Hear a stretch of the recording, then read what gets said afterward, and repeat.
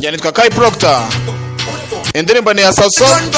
Umukobwa mwiza yarakaye. Wakora iki? Wakwihuta ukajya guhura na sese cyangwa ntabwo uzi icyo wakora? Iyi ni Sauti Sol Patrakingi. Murebe ibi. Ni umukuntu ubabaza imitima. Arunama agashyuha nk'amazi ashyushye, nshaka kumutereta. Nababaza imitima. Arunama birenze, ashyushya n'amazi, nshaka kumutereta. Mbwira kubera kuri kunkorera ibi, kubera kuri kubikora gutyo. Ese ntabwo uri bugende? Ntabwo uri bugende, ntabwo nkureka ngo ugende kubera kuri kubinkorera. Mbwira kuko uri kubikora gutyo, ntabwo ndi bukureke ngo ugende. Ntabwo ndi bukureke ngo ugende. Ambyeho amafaranga yose nzayamara,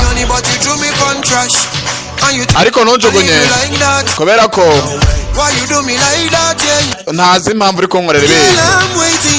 Mukobwa naragutegereje, nubwo wanyanga ntabwo tuzabirekura mu buzima. Ntabwo ndabona melanine z'umukara gutyo. Uri umwamikazi wo kubyina. Ese wamereza agatabo wandikamo? Mu buzima bwanjye sindabona umuntu uri gikara gutyo. Ese wazanshyira muri diary yawe? Arunama cyane nka feri, ashyushya amazi, nshaka kumutereta. Ababaza imitima.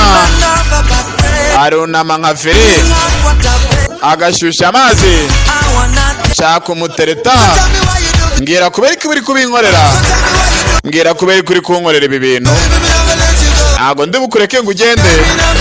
Ntabwo nkureka ngo ugende pe. Mbwira kubera ko uri kunkorera ibi.